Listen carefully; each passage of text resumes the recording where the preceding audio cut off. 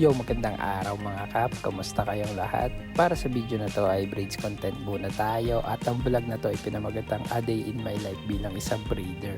Ang session nga pala na to ay naganap lang last week, May 30, at sa session na to makakatulong natin ang best partner ko, walang iba kundi si Grace. Yung session nga pala natin for today ay full head boho braids at ito nga pala yung status ng buhok ni Madam bago natin siya i-braids. Ang kliyente nga pala natin for today's session ay si Madam Martina at tayo nga pala ay nag-home service dito sa may mataas na Kahoy, Batangas. Nitong mga nakaraang buwan, weeks ay mas marami tayo naging kliyente sa braids kumpara sa dreadlocks. At kasabay ng pagtaas ng dami ng kliyente ay pagtaas din ng experience natin bilang braider. Bawat kliyente pa naman mga kap, may kanya-kanya silang preference na gusto ipagawa at syempre hindi rin sila magkakatulad ng mga hair texture. So yun yung mga challenges na nai-encounter natin, pero syempre tinitingnan natin siya bilang opportunity para mag-grow pa. Kaya thankful talaga ako sa bawat kliyente na nagtitiwala sa atin katulad ni Madam Martina na first time client natin at pati sa mga repeated clients natin dyan. Anyway, dito naman tayo. Yan, ito nga pala yung lunch natin ng araw na yan at sobrang thankful din ako dito sa partner ko na si Grace. Habang nakabakasyon siya sa work ay siya yung nagiging assistant ko pagdating sa braids kasi alam niyo naman na pagdating sa braid session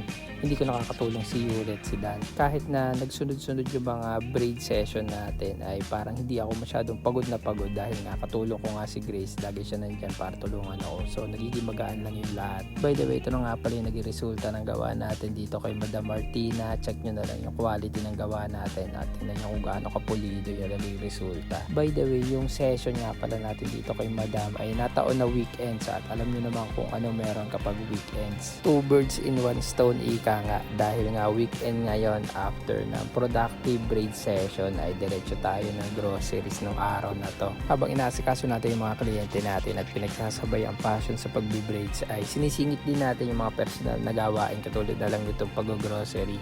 Ito naman ay something na weekly namin ginagawa ni Grace. Kumbaga yung supply namin sa bahay ay weekly lang siya tumatagal. Hindi kami namimili ni Grace na maramihan. Sobrang limited lang yung stock namin sa bahay para madali namin ma-filter out yung mga bagay na kailangan namin at hindi.